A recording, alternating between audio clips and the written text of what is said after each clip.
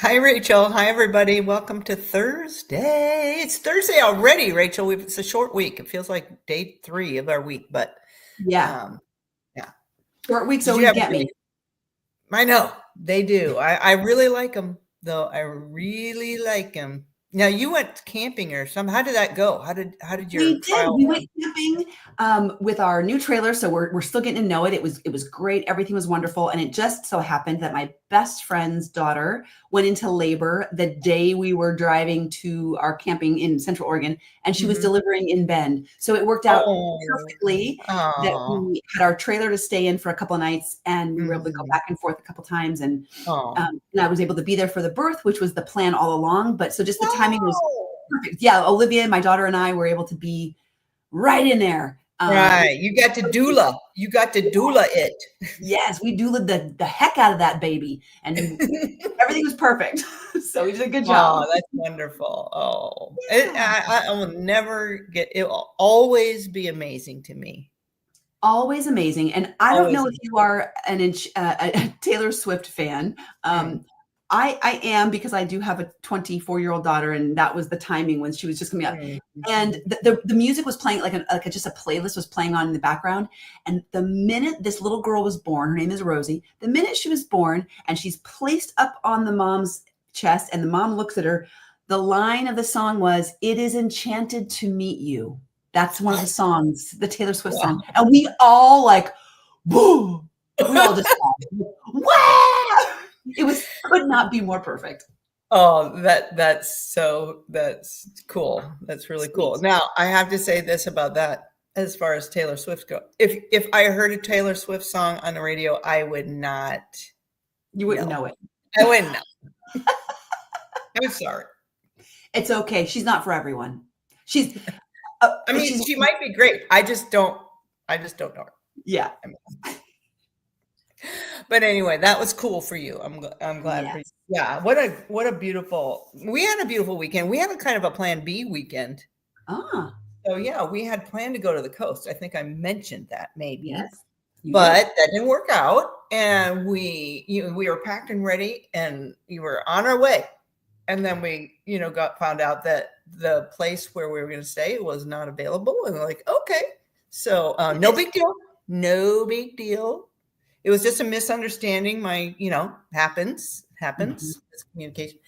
And so we stopped and had a very nice dinner at a restaurant. It was a beautiful salad, and I had some tuna on it, which I don't do very often. So, and I just to help myself cope a little bit. No, I got that beautiful tuna, and it was just great. And then Saturday, we went to Alsea Falls and hiked around Alsea Falls. I've never done that before.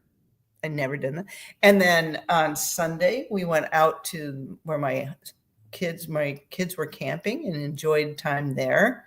Oh, And yeah, so and we had a nice my canoe ride and across the street. So we were very active, and it was a plan B, and it was just a beautiful weekend. So fun. Sounds like you got a lot of different things hmm in Plan B. yeah, a lot of different things in. Yes, and I kind of feel like Rachel, didn't do we have something else to follow up on? Were we going to check in with ourselves from last week about something? Well, let me Ooh, just ask you the question. We talked about downshifting last week, right? yes. Can Yes. you tell me some ways, maybe, that you can think of recently where you've purposefully downshifted? Mm. Mm, Yeah. That's a great question. That when I purposely downshifted and chosen certainly over the weekend, mhm, I could have put in some extra work or fiddled with my email or done this or that, and I chose not to. I chose to really, mm, um, like there were times camping where I found myself my urge is to get up and like be busy and mhm, you know, and there's a time to just rest and just lay mm, back and read and give myself permission to be like that in that state. And so that was an intentional I'm not going to do, I'm listening to my natural, busybody and then like slow it down and choose something different. Like let mhm, yourself mhm. enjoy that without the guilt of it. So, Right, exactly. Good. how Yay. about you? Well, I think a downshift for me has been kind of having a slower start on my Mondays. Yeah. Yeah. Instead of jumping right in to 8 o'clock, or 7:30 sometimes appointments, Mhm. I'm scheduling them at 9:30. So I call it a low gear Monday. And Yeah. I'm telling you, it makes my Sunday just a lot more. Mm. I'm able to relax on Sunday Yeah. And use up all of Sunday and rather than, use up all of Sunday without just like, how that end of Sunday goes sometimes, where you just can't stop thinking about Monday. yes. And there's a word for that. I don't remember it right now, but yeah. So my low gear Mondays are my little downshift. Mm. That Mhm. is great. I have a Yeah. friend who's purposely choosing to take Mondays off for the entire month of Mm. August, and she can flex her schedule, Mhm. and push all of the Yeah. people that she sees into these other days. But Mhm. it's a purposeful, and Mhm. she will choose to, sometimes we choose to then make a little less money Yeah, for that month, exactly. Yeah, right? Or we might, exactly. and we're choosing that. We have to be mindful Mhm. that Mhm. is the slower gear. And what I Mhm. love is when we can get used to, and we were actually talking Mhm. about this. She's the mom Mm. of the baby who's just born, and we were talking about slowing down and different stress strategies. And when we get used to the lifestyle of making a little less money, Mhm. if we can adjust Right. our lifestyle, we won't miss it. And then now Yeah, suddenly we've downshifted to a more sustainable, more right. quality of life. Exactly. Yeah, I love that you said that. So because when I initially thought about this, that Mhm. was one of my concerns. Mhm. Okay, that's 3 appointments or whatever. Right. And, but I gave myself permission. I said, "Julie, if it doesn't work, then you can go back. You can change back if it Mhm. doesn't work." So it's giving yourself permission to be curious about what would it be like, and then you can think through, "Ooh, that might mean this XYZ." Yeah. And then well, if it doesn't work, then we'll change it. So, yeah, but I'm never going back, Rachel. I am not going back. Not worth it. Not worth it. No. And our lifestyle and our spending will expand to the point of what we make. If Right. we work harder and longer and make more money, our lifestyle will expand, right? Yeah, And in the right, same way, it will detract, it will shrink right. down Yeah. according to the resources. If and we can be mindful about that, but yeah, I love that. Permission to cut back, and then permission to change it if it doesn't work. Permission, Mhm. you know, Right. but getting Yeah. curious about what does it look like to really mindfully downshift like that? Mhm. Yeah. Yeah. So cool. So we're talking about downshifting as part of our overall talk about this Power 9. Rachel, can you give us a brief, quick summary about what? Yeah. Yeah. Mhm. Power 9 are part of the blue zones, and the blue Mhm. zones are 5 areas around the world where people live longer and they live better longer. They live well into their hundreds. More people are living up to 100 and free of chronic disease. Um, and so researchers and scientists and journalists have asked the important question, why? What are you guys doing that we're not doing? What is it about your lifestyles? And is there anything in common? These are 5 Mhm. areas around the globe, Mhm. not the same areas. Right. So it's not cultural, it's not Mm. ethnic, it's not, what is this? It's Yeah. not that one person lives in a better climate than the other. And so they figured out what are the common traits, and there's a Mhm. book, the Blue Zones, there's a documentary, there's a Mhm. cookbook, there it Mhm. is. And they've kind of whittled it down to 9 lessons, Mhm. or nine areas where all of the blue zones had these 9 things in Mm. common. They might have done Right. other things as well, but there were 9 that were in common. And we are Yes. talking about the 4th one, I Mhm. believe. Is that right? Yeah. Yeah, the Yeah. 4th one. And he calls it the 80% rule. What's Mm. the definition in the book for the 80% rule? Right.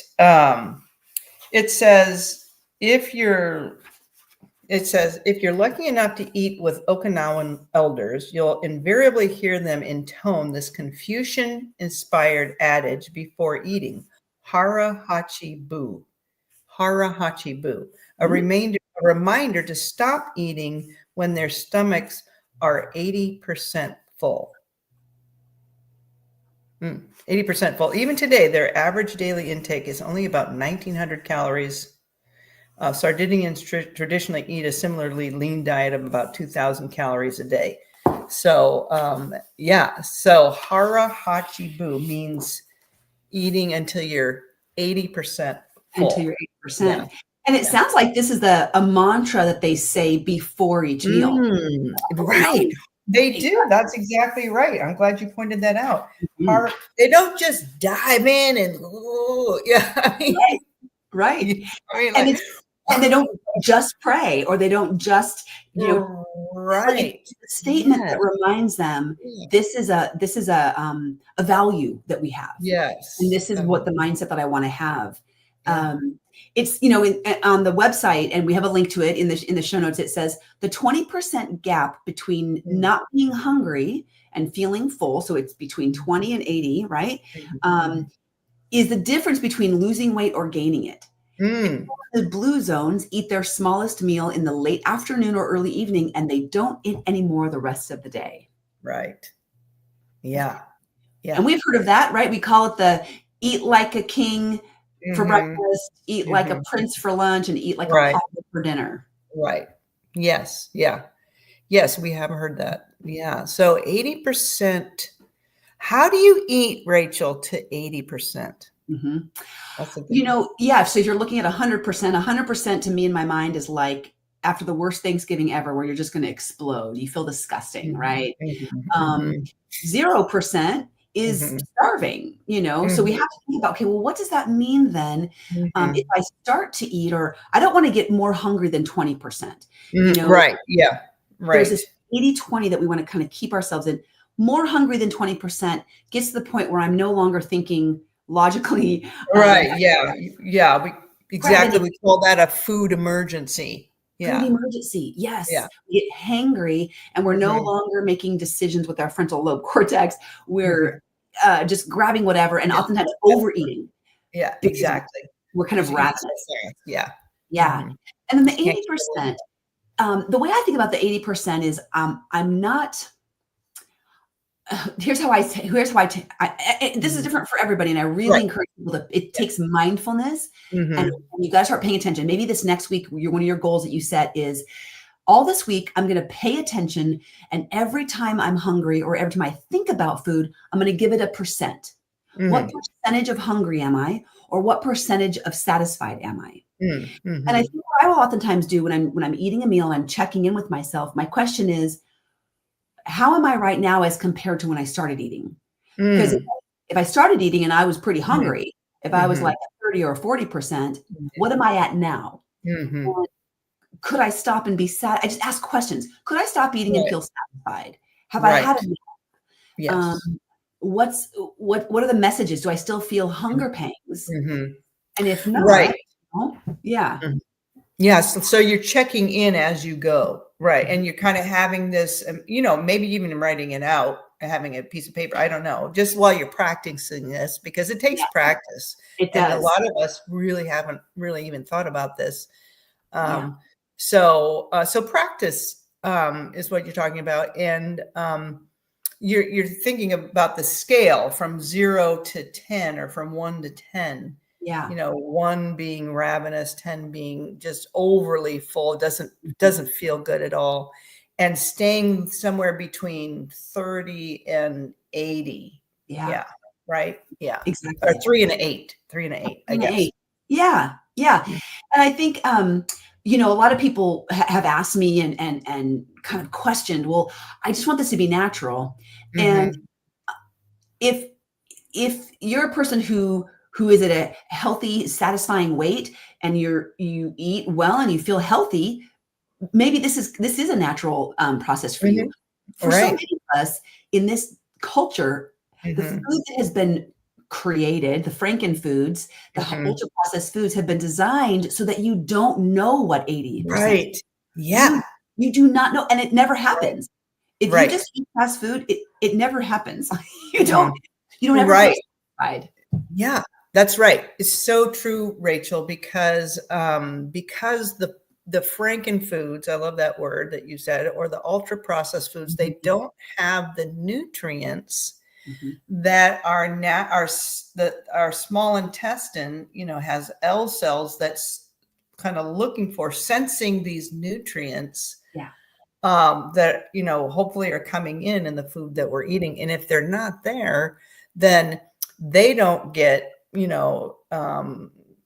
don't get directed to release satiety hormones, number one. And number two, we're in our completely different part of our brain, Right. where the hunger and satiety pathways are in the arcuate nucleus. The pathway that the ultra processed food stimulates is in the nucleus accumbens. It's a more, never satisfied part. So you Mhm. can't feel full or You until can't, you're stuffed. Right. right, until all of a sudden you've gone way overboard. Yeah. I've practiced with this, like had this whole real clean meal, and my body just kind of gets done with it, Mhm. Right. because nothing on my plate is so addictive or Mhm. so like I can't stop, I can't stop. I don't feel that way about a salad. I feel like Mhm. there's a point at which I'm like, I'm done with this. I don't want any more, I've been chewing, I've been crunching, I've got protein and I've got all my fiber and I've been, eating all these healthy things, got a little healthy fat in there. And there's just this natural kind of shut off valve. Um, Mhm. More than anything, I find myself becoming disinterested. For me, Mhm. one of Mhm. the cues is I become disinterested. So Mhm. where at the beginning of the meal, I might be focusing on eating and kind of like not really doing anything else. At some point, I notice I've picked up something else and I'm reading Mhm. something, or I picked up my phone, or I got up away from and I'm coming back and taking a bite, but I'm doing other things.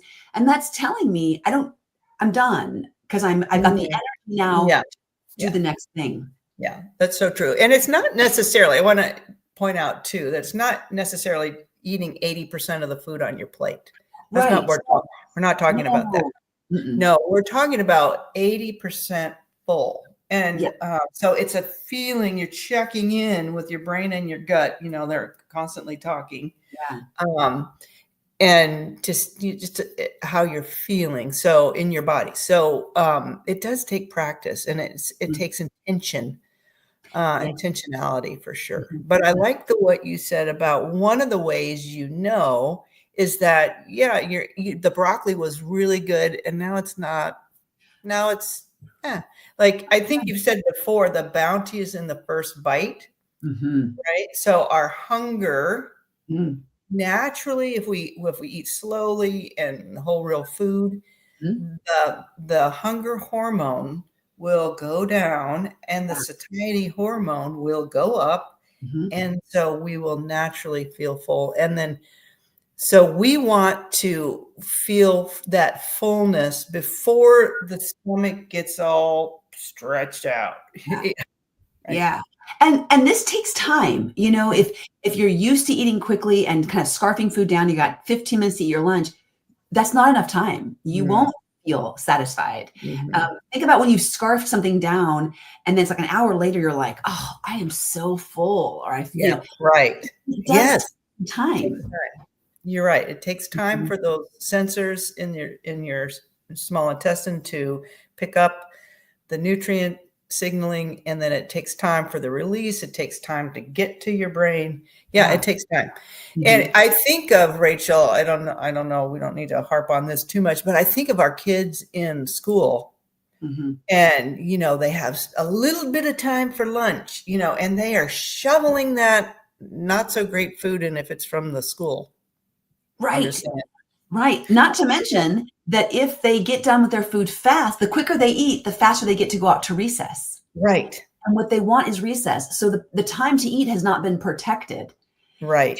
This time to eat needs to be you're eating for 20 or 30 minutes. You don't get to do anything else. This is the Mhm. eating time. You can socialize and you're eating, and Mm. then you also get your recess. Right. But unfortunately, these kids, they just want to go out and play ball or something. Right, yeah, I Mhm. know.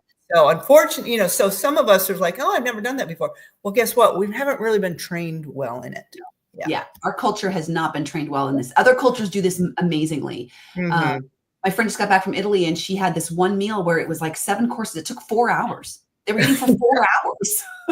And now obviously we don't have time to do that every day. Yeah. But there is something about slowing down and what happens when we really pay attention to the meal. Mark David, in his book, The Slowdown Diet, he calls it eating to the point of energy. Mm. So many of us, when we talk about being hungry, we feel low energy, feel tired.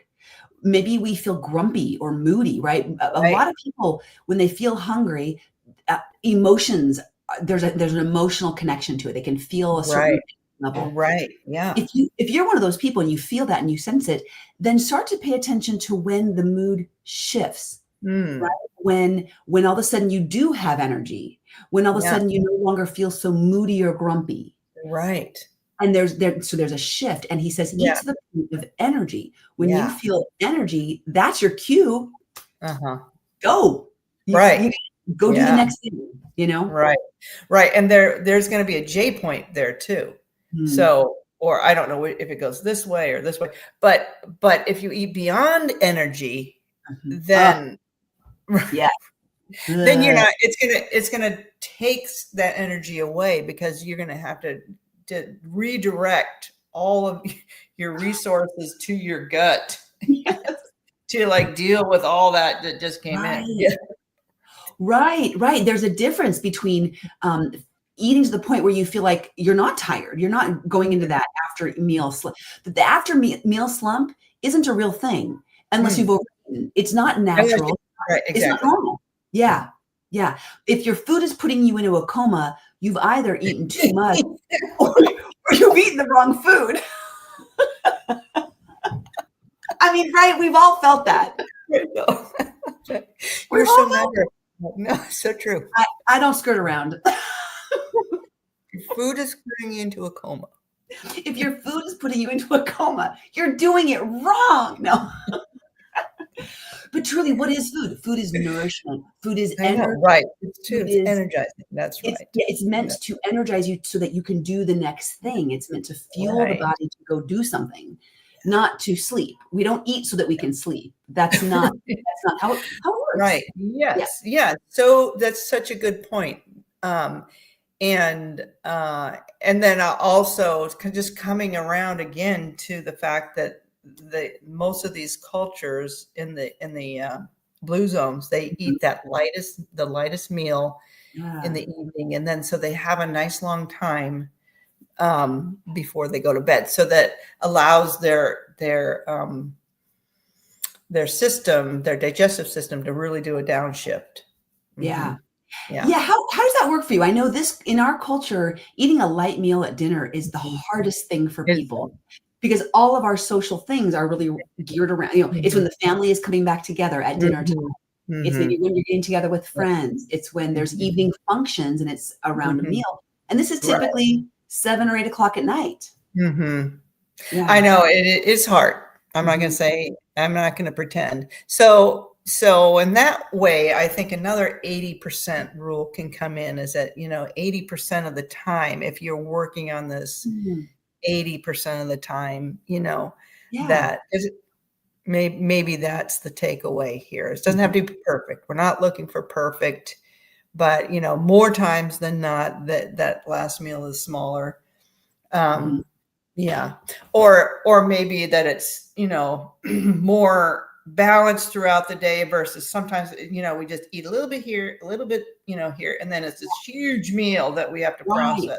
Yeah. So maybe for some people, it's just balancing out a little bit better.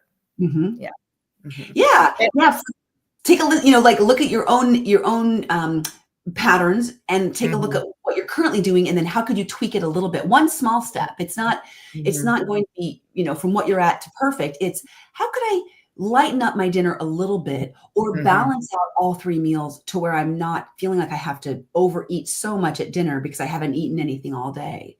Could I make my dinner 15 or 20 minutes earlier? Right? Even a little bit earlier can make a difference with that digestion. Go for a walk after dinner, and suddenly you're ready for bed. You've digested. You've had a couple hours since eating. Yeah. So good. Yes. Okay. So Rachel, tell us about your next nourishing, energizing meal. My next energizing meal is Well, it will I be think lunch. I haven't had lunch yet, but dinner. I Okay. have been trying to eat earlier. We've been accomplishing this probably 3 to 4 nights a week. We're trying to eat around Mhm. between 5 and 6, um, Mhm. and then not anything the rest of the day. So that's it's hard. Yesterday at 4 o'clock, I was like, oh, if I want to eat at 5, I need to start. Who starts dinner at 4? Right? I've never like no one. So I was, and it's a day that I'm done with work, by 4, so I could do that. Um, Dinner tonight, actually, that's a great question. We haven't thought about it yet. I think we have leftovers. So Peter made Mhm. a high protein pasta Mm. with Ooh. broccoli and tomatoes and tofu, and then the sauce, the yellow sauce that we make it Oh, up. I love the yellow Our coaching sauce. program. Yes, it was so good. It's so clean and just crisp, and Mhm. top it with some fresh tomatoes and cracked Mhm. pepper. Mm. Mm. So that's left. Delish. Remember, we have leftovers. Yay, leftovers. Mhm. Mhm. How about you? Yes, so I'm mixing it up here. I have all of a sudden been on a red leaf lettuce kick. Mm. I don't know, so I'm There swapping you out go. kale, red leaf lettuce. There's probably a little more nutrient value in kale or just different, but Different. man, I can eat the heck out of that red leaf lettuce right now, and I'm swapping out my vinaigrette dressing, a different kind of vinegar, but, yes, and, I've been making so in the desire to eat a smaller dinner, the protein that I've been making myself, just starting, is this yogurt. And I've been straining it so that the protein content goes up, Mhm. so it's more like a Greek yogurt. So that's one of the other ways I've downshifted is by taking the time to learn how to make this yogurt. So I'm meeting with people in the community. I haven't, no, I mean, these are my neighbors and I haven't met them. I mean, Mhm. I'm just meeting them, which is beautiful. And learning from them about making yogurt and something that I tried before, but was in too much of a hurry to Mhm. really be able to learn about it. And I tried it once and it didn't work. So, you know, I know that feeling. yeah, Yeah. it's not worth it. Yeah. So, Mhm. but coming back around, kind of deciding, okay, I can use my time differently, or I'm in a different stage and place in my Right. life and I'm interested and motivated and I have Yeah. community, I've got support. Mhm. And so I'm doing it. And I like that idea. You just got me thinking, what if my dinners, because normally I eat a big salad and some yogurt and berries for lunch. What if I swapped that and made the salad a little bit smaller, but had my salad and some, yogurt and berries, which I love. It's kind of like a dessert. And I put that Mhm, at dinner time and mhm, then made my bigger meal at lunch. I wonder, that would be a way to feel like I'm still eating a meal, mhm, but I could lighten it up a bit, mhm. and it would be a lighter meal just by the nature of it. So Right, and there wouldn't be a lot of prep in there, so you wouldn't have yeah, much so easier. So at 4:30 or 5, I could just pull it out of the fridge and mhm, it's ready to go. So I really mhm, could get that earlier. yeah, And I'd have to mhm, do something where I'm making lunches and prepping ahead of time, right? Then that would take, yeah, with all of these changes we make, you've got to reverse engineer to go, right, okay, then yeah, how will I get that bigger meal at lunch? What do I have to do to make right, it so I yes, have it, or yeah, leftovers or something? yeah, Yeah. yeah, Okay. Well, yeah. thanks for the idea. Oh, I can't wait to hear more about your yeah, yogurt. you're You'll have to welcome, tell us you're next week welcome. how Well, it's Rachel, turning. it's been a great conversation. Yeah, thank you. I'm just learning. I'm a little baby yogurt maker, so I'm excited. But yeah. Okay. Yes, we'll keep going on this conversation. It's been great, and I hope you have a beautiful rest of your day. The sun is promising to pop out here and be 80 degrees, so you can get out there and enjoy it. Yeah. All right. Bye, Okay. everybody. Thanks so much.